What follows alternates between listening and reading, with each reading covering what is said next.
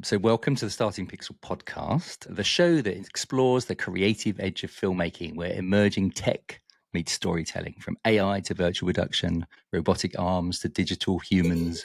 We're here to demystify the tools that are reshaping how moving image content gets made. I'm your host, Rob Chandler, and whether you're a director, producer, or just a curious creative, this is where the tech becomes real. How was that for my intro? Nice.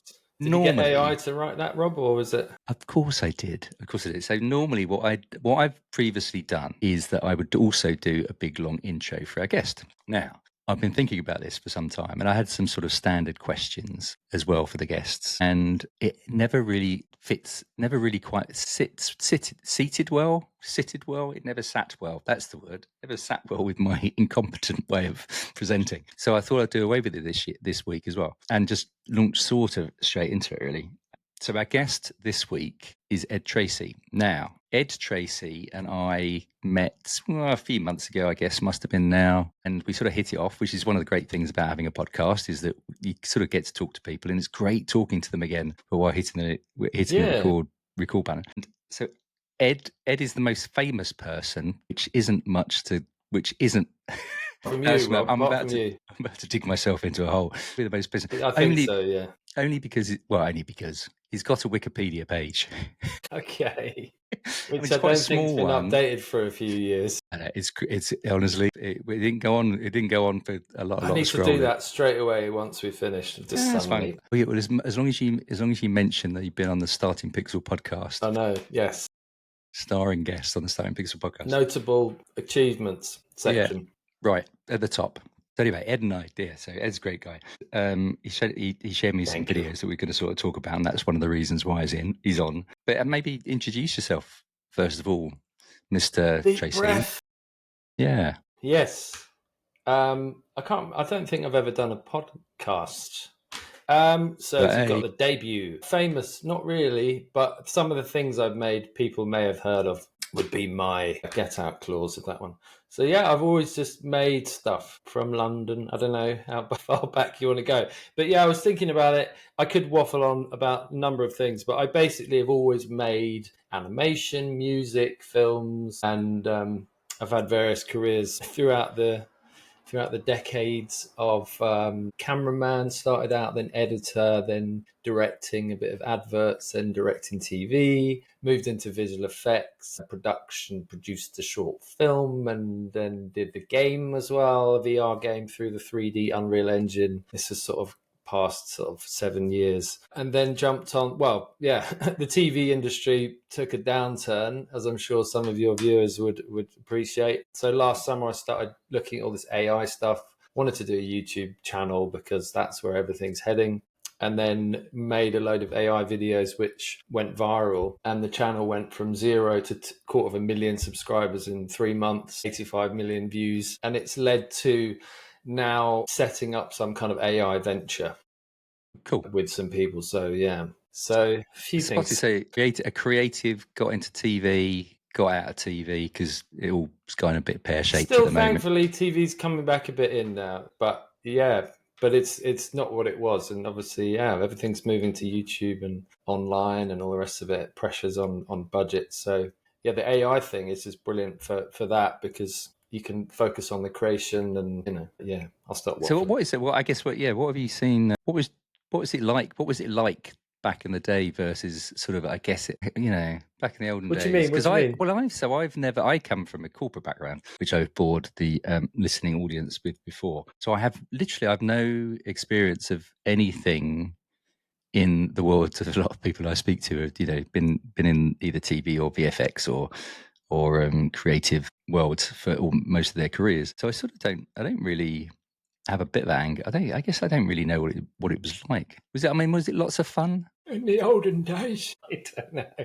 Was it fun? Yes, it was. But it was sort of almost simpler because there were just TV channels and YouTube. When I first started in TV, essentially as a director, that YouTube was just in its infancy and it wasn't really a thing. So it was simpler from the point of view that you could, in theory, go to a TV channel and say, I want to make a thing, and then they give you money, and Right. Now they're all suffering, right? All the Yeah, channels, yeah. and so the responsibility is almost put back on the creators. To you still got to raise money for things, but yeah, it's and the audience has changed, the tastes have changed, and so how is it different? Yeah, Is I that mean, which yes, is there exciting as well because right.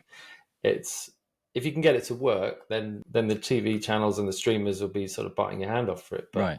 Yeah, that's the golden if you can get an audience, right? That's the key. get an audience. So, which I suppose isn't that's the big difference, right? Is that you weren't empowered to have the audience because the audience was there, and it was like I've got this great idea. We're gonna give us a load of money, we'll do it, and then you'll put it on, and then loads of people watch it because there was I know 20 million people who always watch that channel at that particular day or night, right? Yeah, sure. Whereas now it's like there are just not.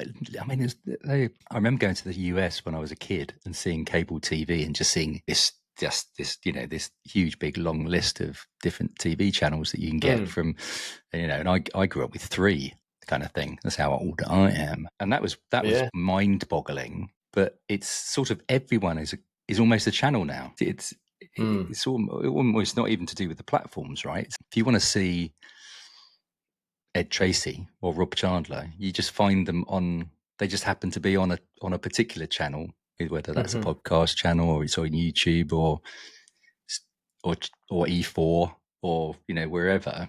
Yeah. That's the sort of quite interesting thing about it. So you have to sort of it's like almost your own personal brand that you're having to put out there and then try to monetize, I suppose. Yeah. Yeah. It's like the gatekeepers of sort of falling, right? There's no Because gate. Where's the gate? there's no gate. The hinges have rusted up and fallen off. Yeah, the gate. I mean, obviously that's still a huge thing, and I'd still love to do TV, and I am doing something at the moment for ITV, which is the UK, one of the old UK channels. But yeah, it's exciting to it's you can now just like you say type in someone's name and contact them, and that changes a lot in terms of the dynamic. And I guess it's always been about your uh, reputation. People go to you because they've heard you're good or there's someone else has recommended you. But that's even easier now to get cut through any agents or so yeah, it's kind of a smaller world in many ways because you can reach out to people and hopefully connect with them that way. Um, Yeah. So you said was it about 18 months ago you sort of thought I'm going to do something different. What was that the genesis of that seed? the genetics of that. That seed was, I think, yeah, just everything had gone. I'd been able to rely on a steady stream of work. And I used to do a lot of work for Viacom, and I think they got bought out. And anyway, doing my visual effects and animation, and then that dried up, and I was thinking, okay, well, let me just give this YouTube thing a go. I started looking to see what was popular, what was trending, because I had all these skills in animation and all the rest of it, including Unreal Engine. So Ooh. that's basically what was my, paid my past 7 years or whatever, doing lots of Unreal animation and stuff. But yeah, so I started seeing these like, and obviously, and Mid Journey had been around, so I was checking out some of that and using it in animation. But the video side hadn't emerged at all. And this is even, this was sort of July or something last year. There was nothing really. It was still pretty like the AI spaghetti eating kind of weirdness. So then I just started seeing these, looking, and I saw these monsters, all these giant octopus on a beach. But it was clearly AI, but it had 30 million views, and it wasn't animated. It wasn't. It was just bad music. It looked pretty naff, but I thought, okay, let's give that a go. So, and I just started making them, and then the first lot I made were just a sort of fake 3D. Where's like a parallax thing where you kind of the foreground and the Oh, background right, was like a right. 2.5D kind of Yes, thing. Yeah. Yeah, yeah, because yeah. even the AI thing, whatever, I hadn't maybe anyway. So I made a few of those and just made them as horrible as I possibly could, like the monster. Did you do some stuff in post production? Like, did you do that fake or that fake? 2D thing, Yeah, 2D the thing, or folk did 2D and a half. No, that was no? That was done some in it. app. It was some Right. app, because my key thing was I want to make a viral channel, whatever, and I want to do it quickly. I can't, because it just, I don't know. I just like, let's go, let's do it. So even with that 2.5D thing, I think I got to about 10 million. One of the things, it started picking up, and then this, just all this new wave of AI videos started coming up. Well, Kling was the one that, and it's still the best in my opinion, image to video. And so as soon as I started animating these things, it was just wild, right? And the key to my ones, which I think went so viral, is because I made it all look as though it was filmed on a phone. So I Got you. think it kind of blew people's minds a bit, because they think, a lot of people at the time, and it's completely changed now, I think, because everybody knows about AI. At the time, people are saying, oh, it must have been thing. People have, it must be models, or this is what film is this from, or, Right. but the fact that it looked as though it was filmed on someone's phone just So kind like of a, was a like, bit of a what? Blair Witch project kind of, Yeah, that because I think first maybe it's the person kind of logic. thing. Exactly, because in Or my mind anyway. Cloverfield. That was the other one. That was the other big POV, wasn't it? Cloverfield with the aliens. Yes, yeah, Yeah, yeah, wasn't yeah. it? So yeah, And it's because they something it was luck. It right. was luck as well, because I'd made it as if it was Japanese fishermen, and the channel was as if there was a Japanese photographer and he was working on the boats. And um, and I think it just, people thought it was real basically, and nothing like it had come out before. We should put it. Let's put this. Let's put that particular one, or one of the ones, just But up on yeah, the yeah. screen so people can sort of see it. I think we All probably right. explained it, so we can put it in the background, kind of thing. Okay, so that. Sure. So Oh, do you want me what to was? play it? Yeah. Yeah, go for it. Yeah. Sure. So what was that learning curve like then? Because okay, so you've obviously been doing a bunch of VFX. You said for like 7 years, and you started using Unreal Engine, which is a beast in itself. Yeah. So you said, so obviously you get all of that kind of stuff, but what was the learning curve like on getting this stuff to work? I've given up trying to play that No, video. I'm I fine. can't do two things at once. Here we go. Here we go. Right. This was the first. Well, I'll turn the sound off. Yeah, yeah. Don't worry. One moment. Is it sharing? Okay, we're Not going. yet. Not yet. Not yet. Ready, go. Technical. All right. So this is the Hey, there first we go. one that Oh, went right. viral. So what was the technical? I was already pretty good at Mid Journey. Coming from a Photoshop background, design, animation, it was pretty. It was a natural fit for me to go into What was photo editing. what was when you say you were pretty good at Mid Journey? What does that mean? So Mid Journey. Let's maybe just quick explain. Mid Journey is a online tool for creating videos using AI. Is that about right? No, no, Mid Journey is photographs. Yeah, I come from a kind of point of view that I just assume everyone knows all about That's these right. That's things. why I'm here. Voice I'm of just I'm voice of sanity. Yeah. So Mid Journey was the first. It started on Discord, and it was quite a high technical barrier. You'd be like having to type in some weird little, almost felt like code on there. But essentially, you describe the image in Discord, and then so they've developed it since then, and you can now edit and do a lot more things with it. There's a lot more creative control. So, for example, if this monster here we're looking at, it might have some. If you wanted to add something, you can basically delete part of the picture, type in what you want to can be there, press go, and it may or may not give you what you want.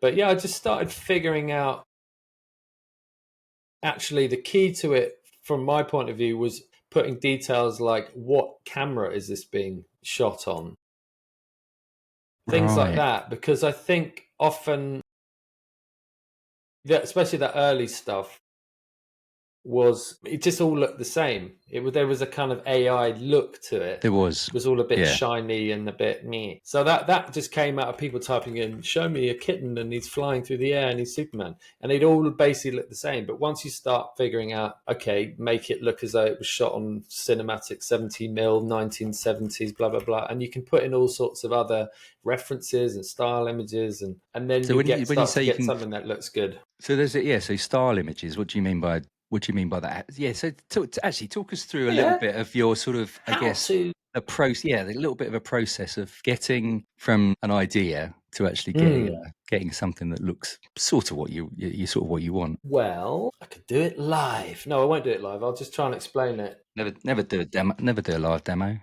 Do a live demo. So basically, I mean, the thing is, it's changed since I started doing it, and I've picked up all sorts of tricks along the way. And funnily enough, when my channel kind of blew up, one of the kind of AI influencer, tech VFX influencer people on YouTube made a video with all my videos in it saying, this guy on YouTube is getting loads of videos, loads of views, and this is how he did it. And he figured out a lot of what I did. Oh, But he cool. also showed me a load of technique. Like there was one technique, I wasn't going to say loads, come on, no. Well, But one technique which was basically starting to use OpenAI, or a lot of the other ones have started doing it, where you can input an image and then you just type in, give me a detailed image prompt for this image, and it will analyze it and give you a detailed prompt for it, and it will get something pretty close to what I was managing to get with my crazy monsters.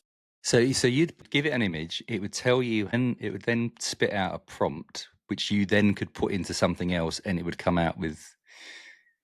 So what he'd done in order to copy my videos, because as soon as again it was like a big learning curve from YouTube. As soon as it went viral, then you had 100 copycat people doing it not as well as me. Obviously, I would say that, Obviously, but it wasn't as good as mine. But no, obviously. they started to get pretty good, especially after this guy did the tutorial. So what someone would do is just get my video, take a screen grab of one of the pictures, chuck that into ChatGPT, ask it to describe it. Then what it spits out, you put into Midjourney, and bosh, you've got yourself something that's pretty close. So yeah, I'm sure I could spend an hour talking about just Midjourney. It's so that's it really. It's kind of just playing around and seeing what works, what doesn't. Sometimes you just put, especially with these monsters, you just put random words in which might be medically associated, like esophagus or appendix or Right, oh, something. okay. And then the monster has now got this weird, because maybe people, I haven't explained it enough, but all of the monsters on this channel were just, a lot of them are just if it basically, if it didn't give me a visceral reaction of like, oh God, it wouldn't go in the video. Right. So every single one had to be just have that reaction, and I think that's why it went viral. Yeah, That's the there's an interesting thing about that the humanness of choosing what ones actually which ones you want to sort of use. It's like this. yeah, There's this problem about it being directable, right? Isn't there? Really, it's really difficult to move flipper up slightly more, or left leg here or left leg there. No, yeah. Mm-hmm. but if Kinda. but fundamentally, you can go if it's not giving me the right EBGBs, and if I don't like it too much, I won't use it. Yeah, So you're still directing it, even though it's sort of a yes no. yeah. I think it's so since then, I got bored of doing crazy fishes, and I wanted to try and use that tech for other, like, more traditional filmmaking. And that can be really, really hard and really time consuming. So I'm coming to the point now where I think the ideal use of AI is where you've got real humans and performances, but then you're kind of augmenting and raising the production value with AI. So for me, there has to be that human element to it in some way or form or other.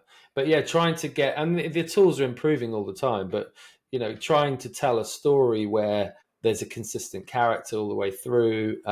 It's like, it's a lot of hard work. So I think it's actually really easy making these crazy monster videos, because there doesn't have to be any particular, precise this exact character and then the next angle, and it all needs to tie together. It was kind of easy to just crank them out. So one of the videos has got 33 million views or something, and I probably made that in 4 hours. Yes, Once the system was in place, I could just crank them out like. right.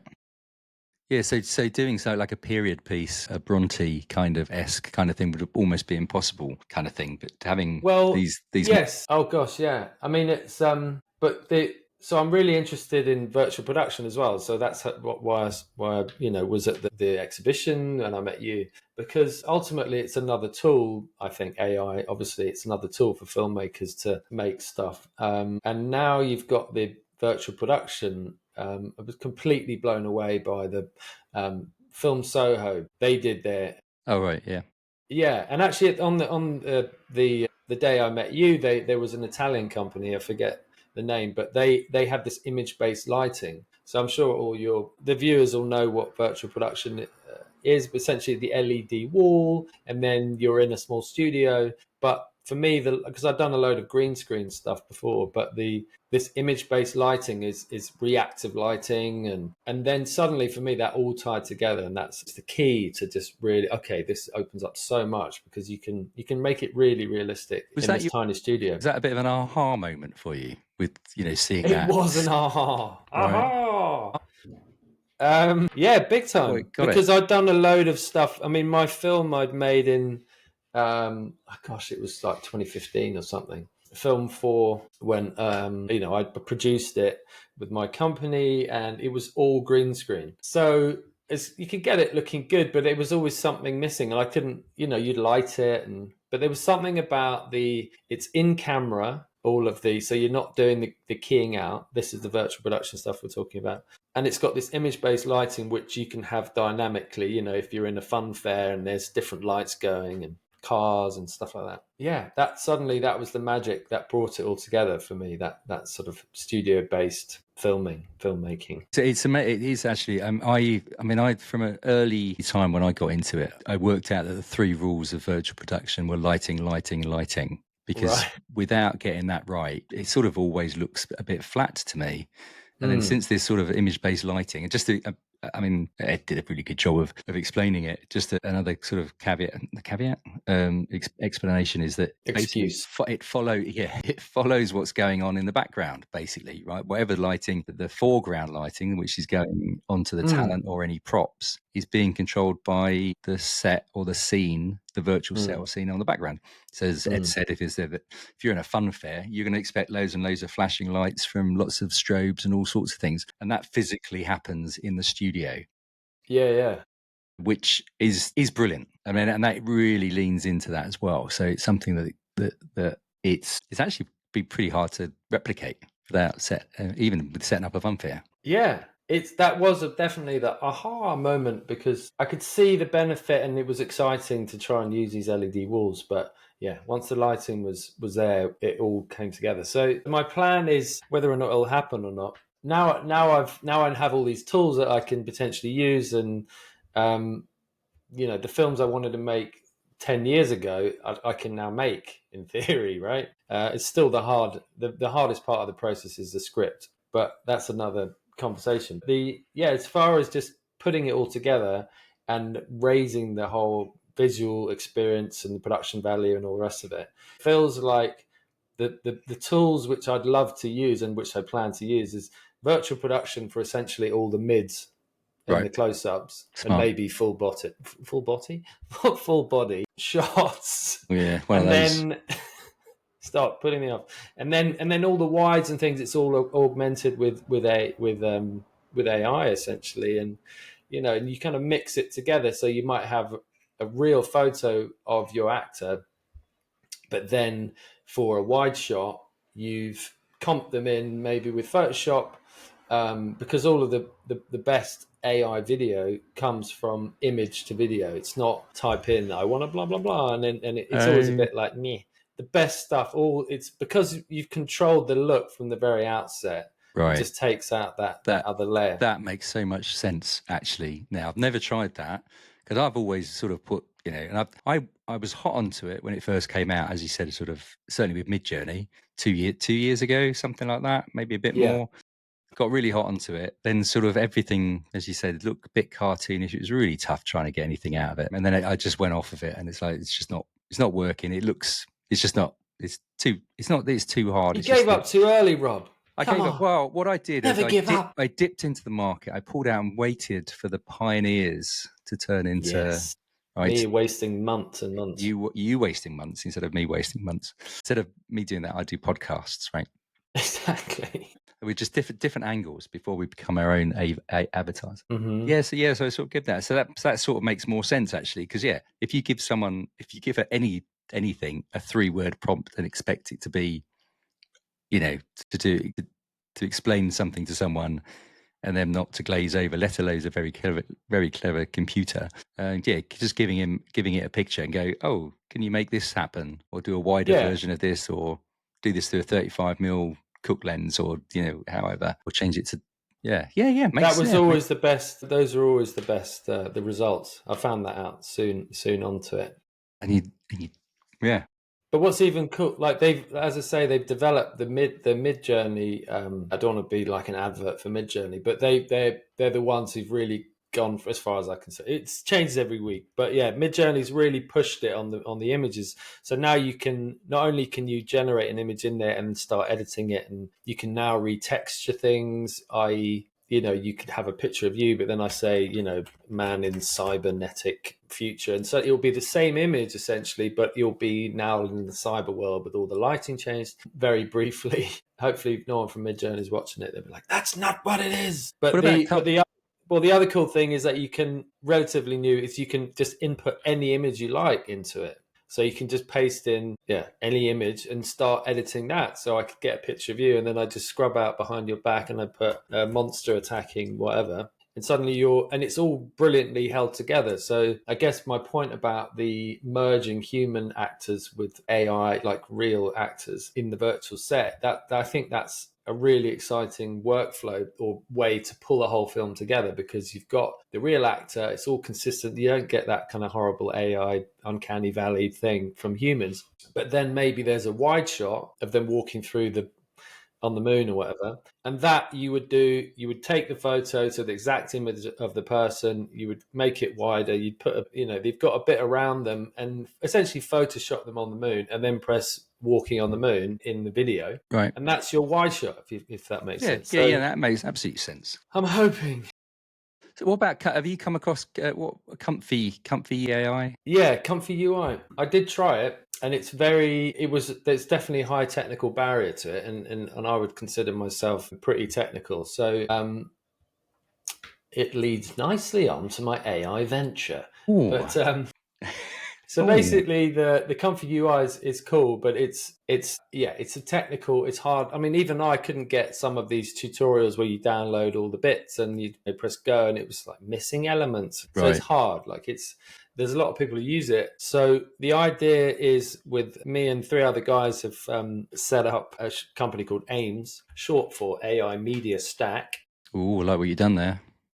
Yeah, it's my name for the title. Right. But good luck thinking of a name that hasn't already been taken. You could literally type in Chandler.ai and someone's already got it, and it's an app. So but yeah, but the idea is that it's essentially making my life easier, and by virtue of that, other people then could start using all the different tools and all the best tools and making it more streamlined, essentially. Because at the moment I might have 10 different subscriptions going, from audio, sound effects, music, image, video, etc. The idea is that it's a kind of user friendly, node based. If you want to get technical, you can really get under the hood and start tinkering to a high degree. But also, because through AI, you're able to make things easier as well for people, and to people who, and sometimes not even about easy, it's about how quick I can do something. And that's really powerful as well. That's the powerful thing. Explain node based quickly. So the node thing, I mean, I'm not really the technical, super technical guy part of the business, but yeah, essentially it's when you have little, looking at it, it would be a little circle, and that's what Comfy UI does. And there's DaVinci does a few others, right? And it's been doing it for years. Yeah. It's been like that with After Effects, I think, or some of the others.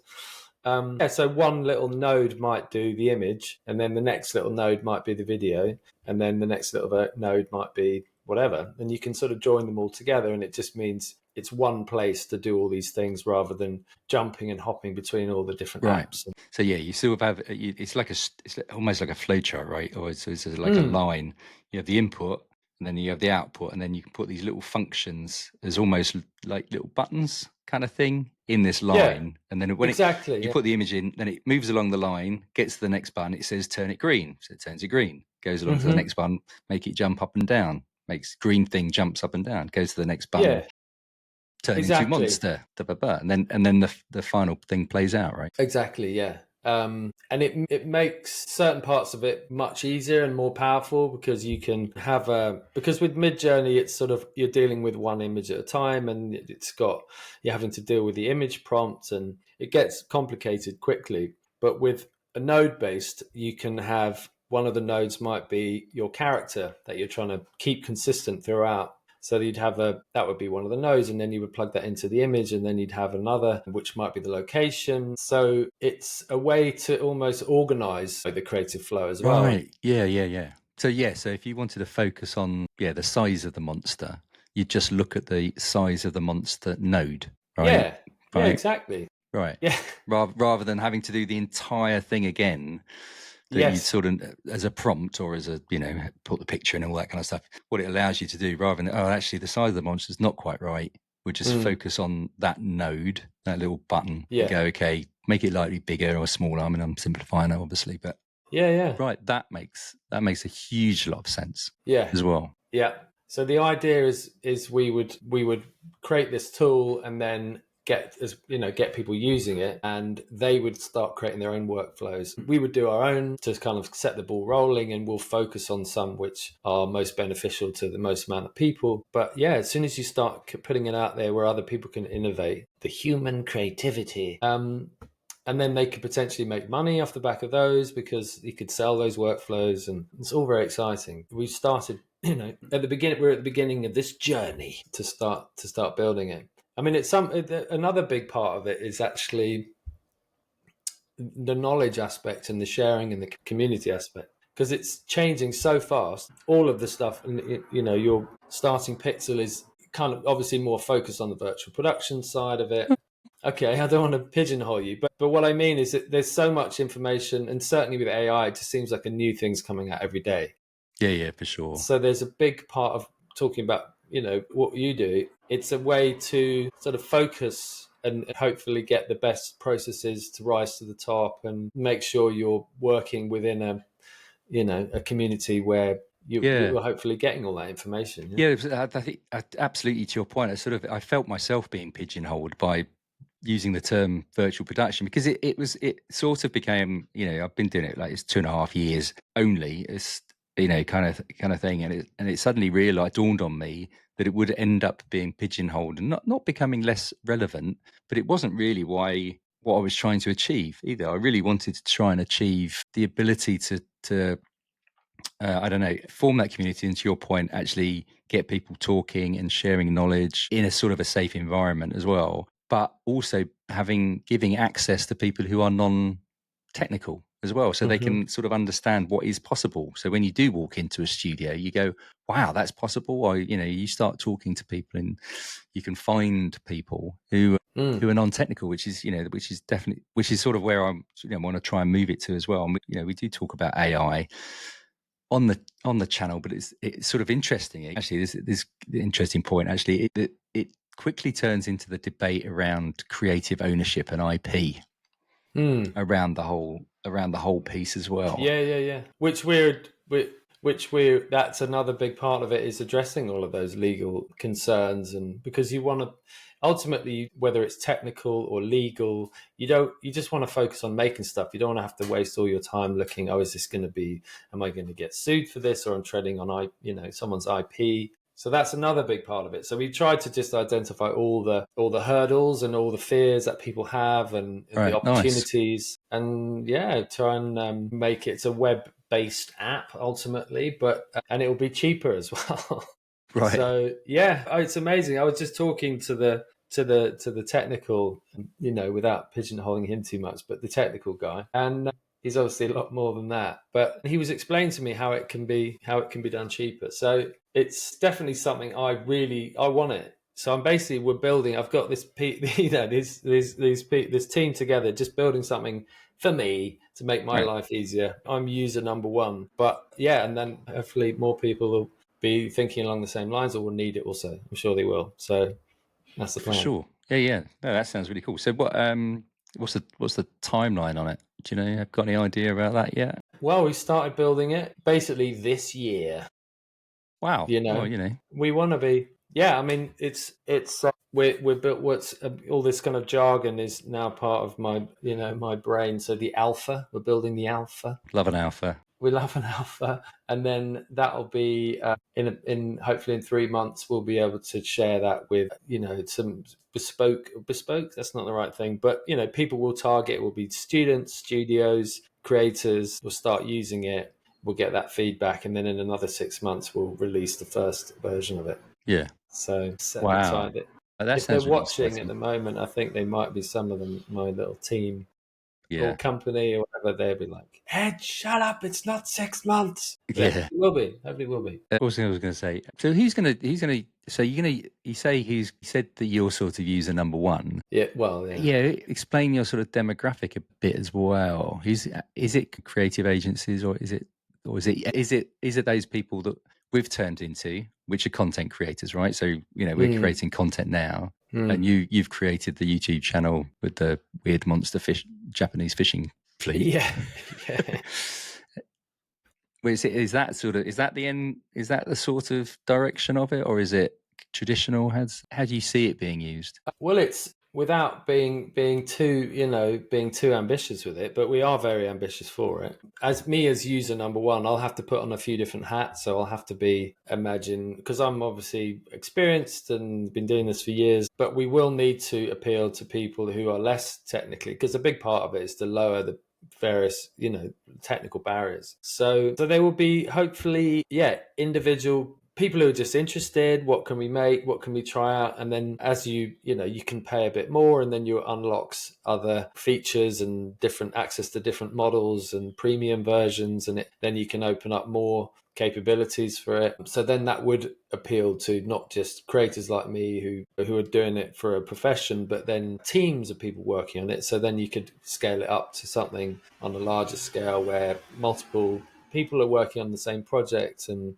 it was Got all you. multiple processes can be involved in the same thing, and it's And sort of then bringing it all together. could you also train it on your own IP? So if I was Warner Brothers or something like that, and I thought Mm. actually don't want anyone else to have access to all of my IP to be able to do all this stuff with, or Boots, or whoever. Is Hmm. that something that they'd be able to do as well? I can hear the inverted commas technical guy just screaming in my ear like, "Shut it, saying too Do not much." say a word. Well, then But just say yes, no. But the thing is, he would say yes. He would say right, yes. right. It's usually yes. So absolutely. I mean, our thing is we would be pulling together a bit careful with my words, but yes, Right. basically you can. I Yeah, mean, the thing I would, and people have done that, right? I think it's one of the I think Coke. studios. So, Yeah, Coke did it. I think they. no, but in terms of training your own model, did Oh, I they see. train Yeah. their own model? Well, I don't No, know. they All I know trained it is on all the Coke Coke adverts adverts. Right. through the That's what they years. did. Right. But I forget who is it. Lionsgate did it. Someone told me. Someone. Yes, might They're be. training models on their own movies, so therefore they own them. I mean, it's a whole question. Obviously, it's a very hot topic around IP and AI. But the fact is, the more data you have to train an AI model on, the better the outcome's going to be, or the more variety you're going to get out of it. Yeah. So that's why the likes of Kling, who based in China, that's the best video one. They have zero concern about anyone's IP, almost guaranteed, right?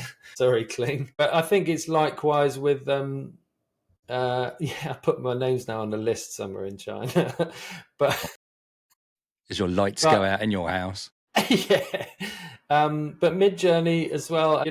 This is all allegedly or whatever for all of these allegedly Kling, allegedly Mid Journey. But they've when you look at Mid Journey's output compared to someone who's doing it responsibly, like Adobe, they've trained it on their limited, smaller set of images which are licensed. And as far as the last time I checked, it's incomparable. Like the quality you're getting out of them, whether it's the realism or the variety or whatever. So it's a hard one because if you want to be creating something, ethically using ethically sourced AI, someone else is going to offer unethical, and it's going to be a better product, and they're going to win the race, right? So that's a challenge, but it's not something I'm going to be able to answer. Well, absolutely. I mean, I guess that's the problem the governments have got, right?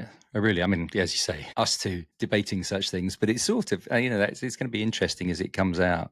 For Mm, people who have respect or want to protect their property. their property, or the Mm. country's property, or Yeah. their subjects. That's the wrong word, isn't it? I think there is. I mean, the thing is, I think that there will be ways to do it, especially when you start thinking, okay, let's not rely too heavily on everything being AI. Like, if I was making a film, I wouldn't want to watch an entirely 100% AI film right now, because there's just something a bit soulless about it, right? So, but my point was made me think of it is, since I've been doing all this AI stuff, and whether it's from anything from writing or there's obviously loads of things that you go into creating, which is not just literally like making one image. And it's just made me think in a different way and a different approach. So ultimately, you can be more productive and open up other avenues. So I guess my point is, there's more to using AI than just like treading on people's IP. Hopefully, there's like a nice place where you are using ethically sourced AI, but you're still getting the benefits of Yeah, using like such a powerful tool, because you're using it in different ways and you're involving human creativity more. yeah. I mean, fundamentally, it's a productivity tool, right? I mean, that's like any tool, whether that's a stick or a wheel. That fundamentally we invented these things to become more productive, either Mm-hmm. either to get more power, or you're lazy, or you want to make more money, right? I mean, that goes from the wheel, so you can transport things, or training dogs or horses, all the way through right. Well, it's sort of they're a tool, right? It's like, Right, because right. they scare away the bad animals, Mm-hmm. right? Rather than you having to do it and risk being tusked to death by a woolly mammoth, Mm. which is a bit wet. So that it's Word, computers, Mm-hmm. Windows, they're all productivity tools, and this Mm. is sort of that same thing as well. I what I can do now to run this thing, the starting pixel thing, and the events that I run, I would have had to have teams of people not that long ago Mm. Mm. to help do it. I will always go to ChatGTP to write an event synopsis, because I sort of also know no one's going to judge me on whether or not it sounds a little bit AI-ish. Mm. They just need the details. It's not that level. Whereas I think to your point a bit about storytelling is that's absolutely key. It shouldn't. There's this classic thing. You shouldn't shoehorn the use of technology into a story to show off the technology. That always Mm. sort of falls flat, right? Is getting the story and then using some smart tools to be able to bring it alive. Yeah, facilitate it. Right. The making of. Yeah. I mean, it's, who knows, without being sort of too dramatic on it. But I was chatting to someone else about it, and they were saying, can this be a kind of revival of film, of the film industry, with all the tools of virtual production, and then you merge it with some of the AI stuff, in order to bring voices and democratize it more. Right. I guess Yeah. ultimately, No, and get I more interesting voices out there. Right, I think so, because there's such a big blocker on trying to get. It's so hard to make TV. It's so hard to make films. Right? It's so hard. Mm. Whereas it's also, well, if you're going to go out and do a theatrical release or try and get it broadcast, whereas we could make a film quite easily, and it's a process of being able to do it using this kind of stuff and release it onto these ubiquitous platforms that people, and it'll either be a hit or not. Like, Hmm. the videos that you shared on YouTube, or my little podcast that gets about half a dozen people listening Yeah. to it, And right? it's the ultimate baptism of fire, is the whether the, not that I'm saying Myra's any particular high benchmark in the culture, but yeah, it's what's really exciting as well is you can, there's no escaping whether or not something actually engages with an audience, and people respond to it, and Yeah, and that's a really good challenge as well. that can convert to having a living or making a revenue from it as well, right? Which is Mm. very democratizing as Hmm. well. I find that quite interesting, the fact that once you get that, if you can get that recipe right, and then you're feeding it, you get the money what you put into it. It's not like you've sort of written a script and you got everything lined up, and then you're waiting on one decision to green light it Hmm. or not. Yeah, yeah, yeah. One person turns around and says, well, it's not quite right now, Hmm. because Mars has been inhabited by Elon Musk, so we're not going to do a Mars thing anymore, all that kind of stuff. But Yeah, yeah. Development hell, they call it. well, yeah, So but it's sort of whereas using the tools where the available tools, and that's really that's the sort of spirit of independent filmmaking. Is okay, what have I got? Well, I can do this. I've got a location. I've got some actors and a camera, and so this is just another tool for that. Yeah, and the creativity and the innovation can hopefully thrive. Yeah, that's the plan. But because I've been doing this, I haven't been able to create anything for a while. I've just been stuck doing, this, which is lovely. Stuck is the wrong word. It's actually been really, really fun. Yeah, no, yeah, Collaborating on similar. something like this. It sort of gives you energy as well, right? I think that's the other Yeah. thing is like you get up in the morning and this is really cool. I don't mind, not having my avocado on toast every day No, because I can't afford it anymore. Anyway, but it's collaboration is really good, and whether it's a business thing or obviously making something creative, what we're talking about, that's the key. I think it's that kind of collaborating, and where that particular thought left me. But yeah, collaboration is the one, man. Creativity. Can't wait to just getting to that. But now I've kind of we're doing this. This is gonna take up a lot of the time. Hopefully, if all goes well. And ultimately, when it's finally done, I can make a movie with it. But in the you meantime, will, it's fun making it. Yeah. right? Making the Well, that'll be thing, part right? of it. That's Yeah, actually what we're trying to do is alongside the app, as it were, the web based. We'll be creating some almost like examples of what you can do with it, and that'll help inform what's working with the workflows and how best to use it. So absolutely. yeah, Yeah, case study. I mean, that's. case I study. think you Yeah. cannot. Yeah, you can't. There's no point in just building it and expect people to come anymore. Really, it's like you've got to be able to show examples and prove that this stuff is doable really, really simply by using this, or these are the pain points, all that kind of stuff. Huge Mm, believer in that. Huge believer in mm. that. Ed, it's been such a pleasure having you on. My pleasure is We're gonna entirely mine. we're gonna My have pleasure's we're mine. gonna have to have a catch up to see how you're getting on, Yeah, without a shadow yeah, of a doubt, exactly. and 100%. Yeah, and get some user testers hopefully from Starting Pixel yeah, onto your definitely. Are we would going be to be great. chasing? There's going to be a starting pixel node on our Yeah, we should. thing. Yeah, we should do. We can do it. We can have a Starting Pixel node. Go on, It's yeah. touch nodes. Don't think that's quite the term, Maybe not. Maybe not. But that's fine. but Brilliant. brilliant. No, on that bombshell, On that bombshell, okay, definitely. Yeah, no, it's we will do that. exciting.